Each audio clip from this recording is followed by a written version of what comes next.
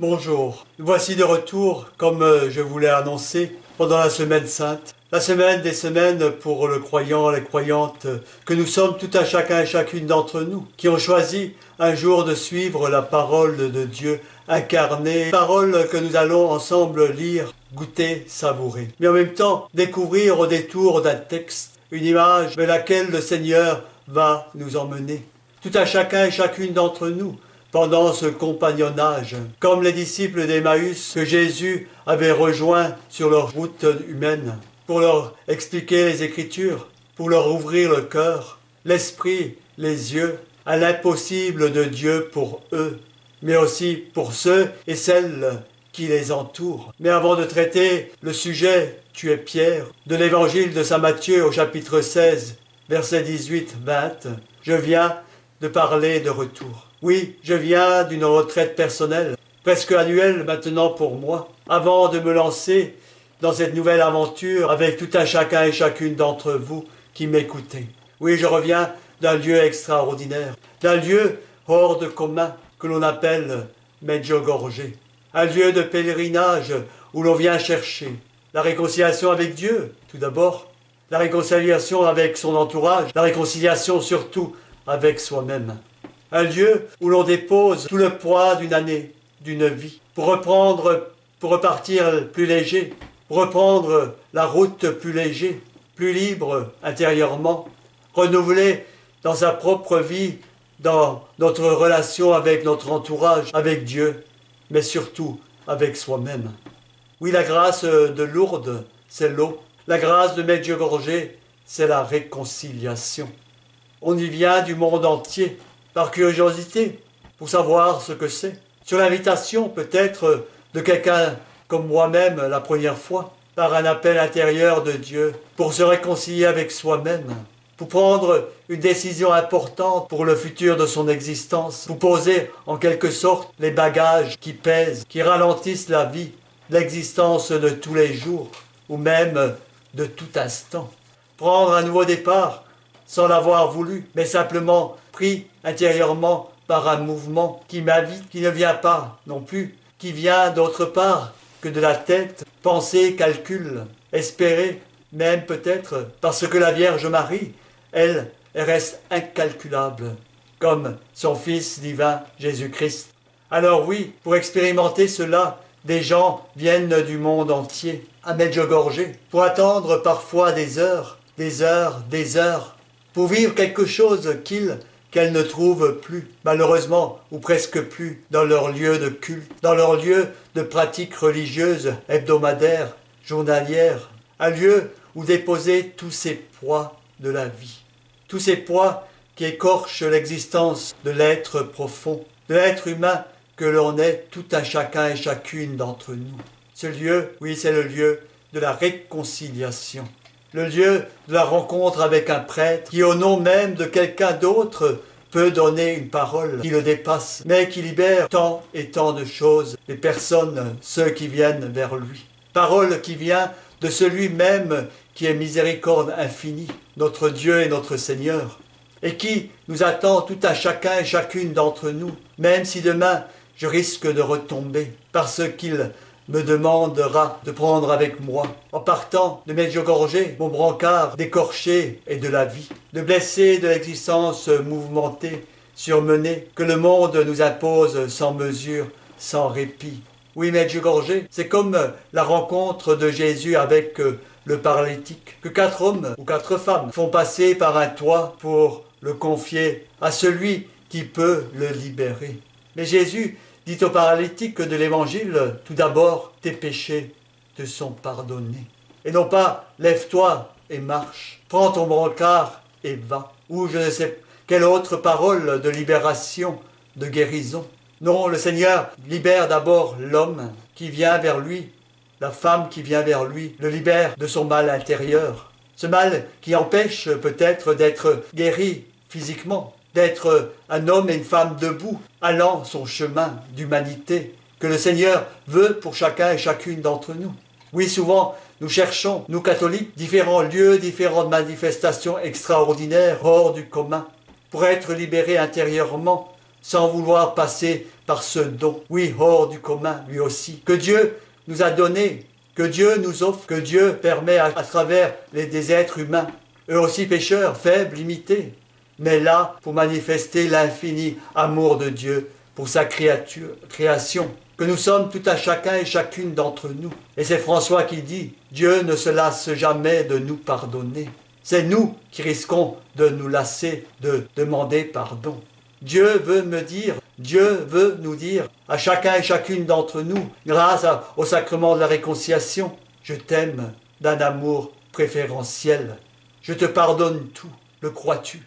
Alors oui, lève-toi. Aujourd'hui, prends ton brancard et rentre chez toi. Différent que tu es venu, différent de ce que tu étais hier, de ce que tu seras encore demain, après-demain, après. Mais n'oublie jamais ton brancard, puisqu'il peut te servir demain. Si tu crois, si tu n'as pas, ou si tu n'as plus le courage de revenir, de croire en toi, de croire en mon amour pour toi, que d'autres puissent alors te ramener à moi, qui t'attend sans fin. Oui, c'est cela que l'on vient chercher consciemment ou inconsciemment à Medjugorje, puisqu'on ne le trouve plus dans nos paroisses, parce que nos prêtres sont trop submergés, par tant et tant de choses à faire, à organiser, à conduire, et sans fin, et sans fin, et sans fin. Ils ont perdu alors l'essentiel, pourquoi ils ont été ordonnés, pourquoi ils ont été appelés par le Seigneur, car ils sont les seuls à pouvoir donner cette grâce du pardon aux hommes et aux femmes d'aujourd'hui, de la part de Dieu. À vous qui m'écoutez, s'il vous plaît, oui. Osez déranger vos prêtres, osez bousculer vos prêtres pour leur donner cette chance d'exercer leur don pour lequel ils ont été ordonnés avec l'Eucharistie. Je souhaite à tout à chacun et chacune d'entre vous de pouvoir faire un jour cette belle expérience unique que beaucoup vivent venant du monde entier. Une expérience unique même s'ils ne l'ont pas choisie. J'ai eu ce besoin de venir pousser cette porte, de venir rencontrer un prêtre. Je ne sais pas pourquoi, mais je suis là. Merci à tous ceux et à toutes celles qui nous donnent à nous, prêtres, de vivre cette expérience extraordinaire, d'être tout simplement des témoins d'une chose aussi étrange, mystérieuse, que le Seigneur accomplit au fond de tant et tant de personnes, d'âges différents, de provenances différentes, d'horizons aussi différents que chacun et chacune d'eux est. Merci. Après tout cela, commençons maintenant notre chemin, notre visite de la maison. Tu es Pierre. Oui, notre parcours de l'Exo Divina, je vais le placer sous la visite d'une maison, des différentes maisons dans lesquelles nous allons rentrer et que nous allons parcourir de pièce en pièce où le Seigneur va nous emmener dans une pièce ou dans une autre. Oui, c'est une visite et cette première maison s'appelle Tu es Pierre. Et c'est là dans laquelle nous entrons aujourd'hui. Eh bien moi, je te dis, tu es Pierre. Oui, le mot grec Pétros, ni même, semble-t-il, son correspondant araméen Képhas, rocher, avant que le Christ eût appelé ainsi le chef des apôtres Simon, ne servait comme nom commun d'homme. Le Christ appelle Simon Pierre pour symboliser son rôle de fondateur de l'Église. Ce changement de nom a pu se produire plus tôt, dans la première rencontre déjà. Aujourd'hui, cela est de moins en moins le cas, de changer de nom quand quelqu'un s'engage définitivement dans la vie religieuse, dans la vie monastique. Mais ce fut un temps où changer de nom signifiait vouloir changer totalement de vie, recommencer une nouvelle existence. Ceux et celles de la Légion étrangère le faisaient aussi, après leur service dans cette armée-là, ou même avant, quand ils entraient dans la Légion, ils prenaient un autre nom, pour pouvoir, quand ils quittaient la Légion, redevenir un homme commun comme les autres, et non pas un légionnaire d'abord simplement, mais un homme et une femme du commun. Tu es Pierre, et sur cette pierre, je bâtirai mon église, dit le Seigneur Jésus-Christ à Simon, un homme de bien de chez nous. Dieu le dit aujourd'hui encore, peut-être à toi qui m'écoutes. Sur toi, je veux bâtir une nouvelle existence, donner, partager avec les autres, pour être signe dans le monde contemporain d'une réalité tout autre que celle que le monde nous propose aujourd'hui. Alors le terme sémantique que traduit ici ecclésia signifie assemblée, terme que nous employons régulièrement pour désigner nos assemblées dominicales, celles du dimanche, mais aussi celles de la semaine.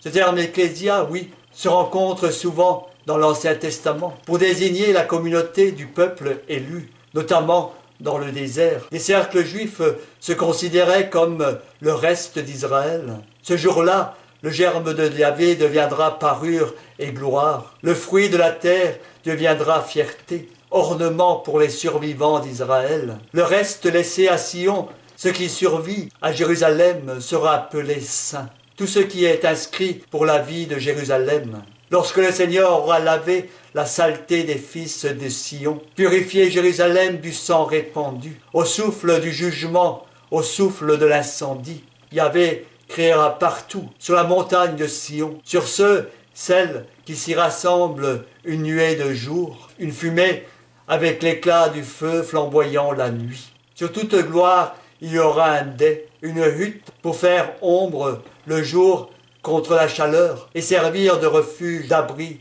contre l'averse et la pluie. Oui, un texte d'une intensité, d'une beauté inouïe du prophète Isaïe, au chapitre 4, versets 2 à 6. Nous arrêterons sur ce passage du prophète Isaïe demain, en ouvrant dans cette maison une première porte dans laquelle nous sommes entrés aujourd'hui, en découvrant, en étudiant le thème « Ce jour-là, le germe de Yahvé ». Mais maintenant, continuons encore un peu notre méditation sur ce thème principal. Tu es prêtre de l'Évangile selon saint Matthieu. Oui, le premier exode, avec ses prodiges, le reste d'Israël des derniers temps, sera nommé par les Esséniens de Qumran, Ecclésia, eux aussi. En reprenant ce terme, Ecclésia, après l'Ancien Testament, le Christ désigne la communauté messianique dont il a fondé la nouvelle alliance par l'effusion de son propre sang. Or, tandis qu'il mangeait, on est arrivé là au centre du repas pascal. C'est sur les gestes précis et solennels du rituel juif, bénédiction à Yahvé, prononcée sur le pain et le vin. Le Christ greffe les rites sacramentels d'un culte nouveau, qu'il instaure, lui, celui de l'Eucharistie, sur cette bénédiction de Yahvé. Or, tandis qu'il mangeait, nous dit l'apôtre saint Matthieu au chapitre 26-29, Jésus prit du pain, le bénit, le rompit, le donna aux disciples en disant « Prenez, mangez, ceci est mon corps ». Puis, prenant la coupe, il rendit grâce. Oui, rendre grâce traduit ici le verbe eucharisto, dont le substantif eucharistia, action de grâce, a été adopté par le langage chrétien pour désigner la Sainte Seine. Oui, Jésus rendit grâce et leur donna la coupe en disant « Buvez-en tous, car ceci est mon sang, le sang de l'alliance nouvelle, qui va être répandu pour une multitude en rémission des péchés. » Comme jadis au Sinaï, le sang des victimes d'animal et non humain avait, avec le Dieu d'Abraham, par exemple, le bouc à la place d'Isaac, le sang d'animal, scellait l'alliance de Yahvé avec son peuple. Moïse mit par écrit toutes les paroles, puis, se levant de bon matin, Moïse bâtit un autel au bas de la montagne, dans le livre de l'Exode, au chapitre 24, versets 4 à 8. Il bâtit un autel au bas de la montagne de 12 stèles pour 12 tribus d'Israël. Puis Moïse envoya de jeunes Israélites offrir des holocaustes, immolés à Yahvé de jeunes taureaux, en sacrifice de communion. Jeune homme vigoureux, plein de force, pour préparer ces jeunes taureaux qui n'avaient pas, eux, envie de mourir pour être sacrifiés. Alors Moïse prit la moitié du sang des jeunes taureaux et la mit dans un bassin. L'autre moitié du sang, il la répandit sur l'autel. Moïse prit le livre de l'Alliance, en ayant fait la lecture au peuple qui déclara « Tout ce que Yahvé a dit, nous le ferons et nous obéirons. » C'est notre réponse aussi à nous, à tout un chacun, à chacune, aux prêtres, aux diacres, après la lecture de l'Évangile, dans nos assemblées ecclésias eucharistiques. Oui, Moïse, ayant pris le sang, le répandit sur le peuple et dit « Ceci est le sang de l'alliance que Yahvé a conclu avec vous, moyennant toutes ces clauses. » Nous allons nous arrêter là ce matin avec notre méditation. Que la Vierge Marie, elle qui a connu son Fils, elle qui a suivi son Fils, elle qui a été certainement là pour cette première Eucharistie, qu'elle nous protège, qu'elle nous garde sur son chemin et qu'elle nous inspire l'humilité, la pauvreté, mais la vérité aussi. Merci